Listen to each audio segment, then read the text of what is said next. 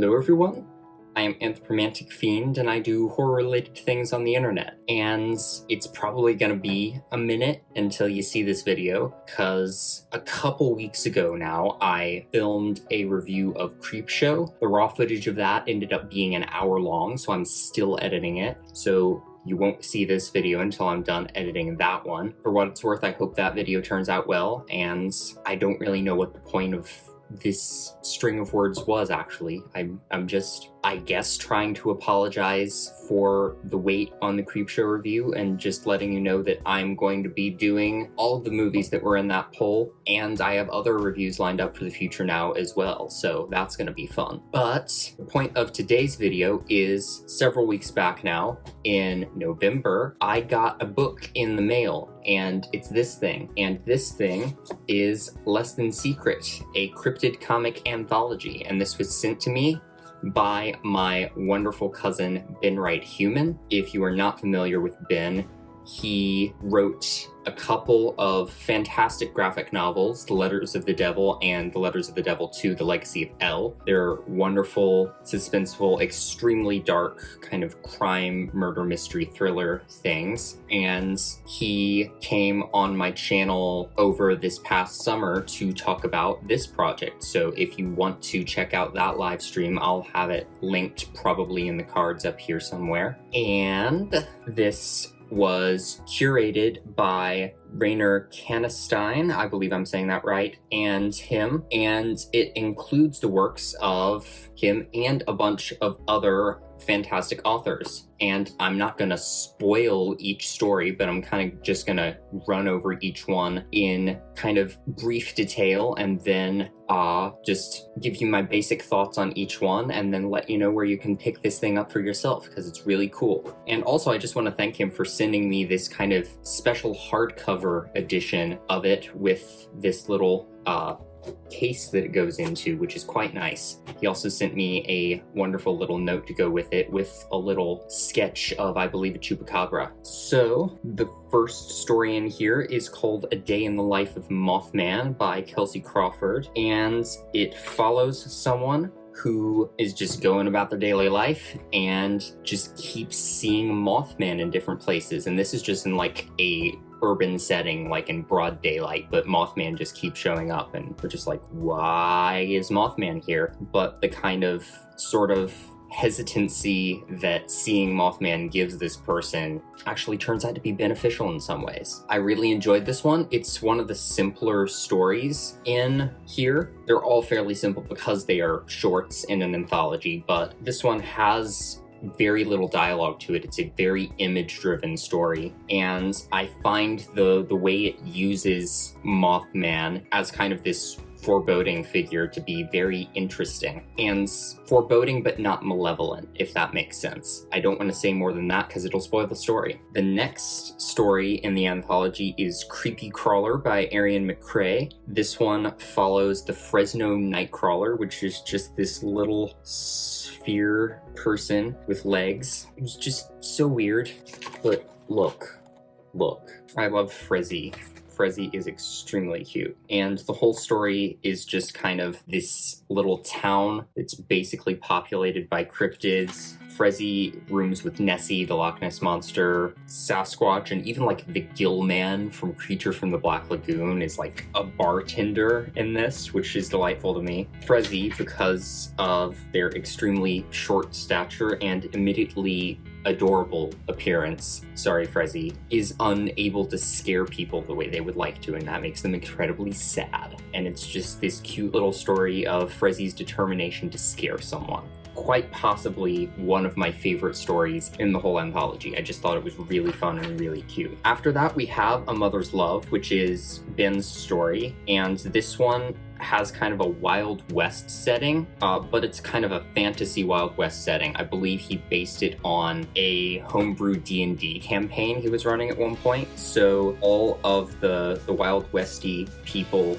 have pointy ears and sharp teeth. I'm not sure what species they are meant to be per se, but it's just this very kind of subtle fantasy aspect to it. And then as kind of a stand-in for coyotes, you have chupacabras, many chupacabras that are kind of plaguing the land and, sucking the life out of goats as they do. And it's one of the darkest stories in the anthology, but Ben knows how to do dark very well, so I enjoyed it quite a bit. The next one is Seed of Truth by Angela Boyle, which I found very interesting because it's kind of a hybrid of like prose, short story, and comic. So it kind of looks like this. So you'll have like blocks of prose text and then comic sections, just based on whatever the author was feeling worked for a particular part of the story, whether a part needed to be, text that you read, or whether it worked better as a series of panels, which I found very interesting. This one takes place in Germany's Black Forest, following this person who's never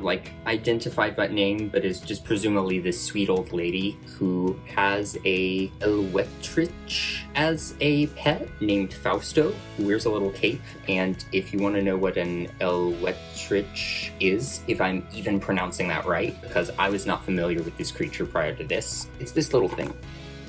And it's very cute, and it likes to eat, and it solves a murder. The whole vibe of this story was very interesting because it kind of feels like a sort of cozy murder mystery with a fantasy twist that takes place in Germany's Black Forest. So if that sounds up your alley, definitely look into this. The next one is written by Ian Klesch and illustrated by Andrew Small, and it is Rougarou, Catfished by a Dog Person. And that's basically the whole premise of the story. You've got the Rougarou, which is a dog person who has a cell phone and is catfishing someone, telling them they're someone they're not through an online dating website, and basically pretending to be a normal person. And it's just a lot of just goofy puns and misunderstandings and misdirection over the phone, and it's kind of just like a comedy of errors with a dark cryptid twist to it, and it's really fun. The next one is Demons in Dover by Rainer Canestein, which is another one of the darkest stories in the whole anthology. It follows the Dover demon, as the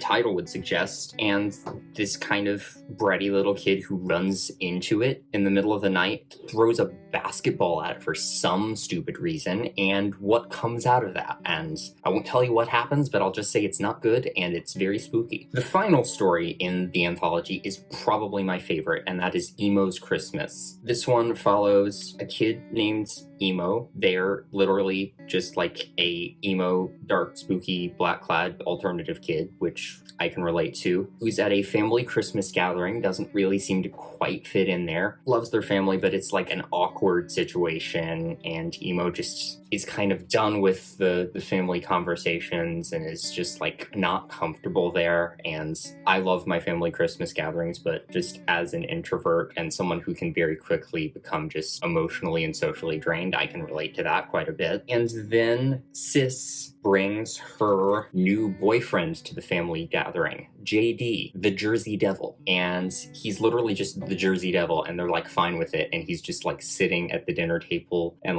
all of his dialogue is just screeching, but they can understand it anyway. And it's just this really wholesome, cute little Christmas story that happens to involve the Jersey Devil. And I love the way JD interacts with the whole family, and the really, really cute interaction between JD and Emo. Yeah, favorite story in the anthology for sure. It's really, really wholesome and just one of my favorite things ever. And it also contains little author bios and behind the scenes of each story in the anthology. So some basic character sketches, little interviews with the author about how each one got into comic making and their process on this particular story. So if you're into cryptids, and if you like comics, and if you like a wide variety of things that play around with different genres involving cryptids and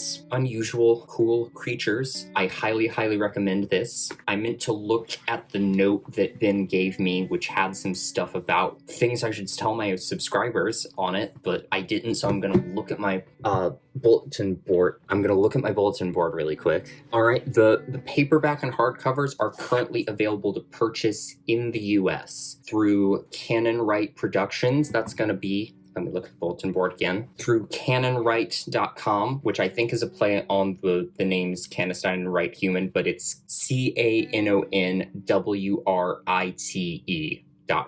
and I will have a link to that in the description of this video as well. I think these are only currently available to buy if you're in the US, but I think digital copies are, free to purchase wherever, and they're working on being able to distribute these internationally. So if you are interested, definitely check out their website. This has been my review of Less Than Secret, a cryptid comic anthology. Thank you for watching my video, and hopefully I will see you in another one. Bye!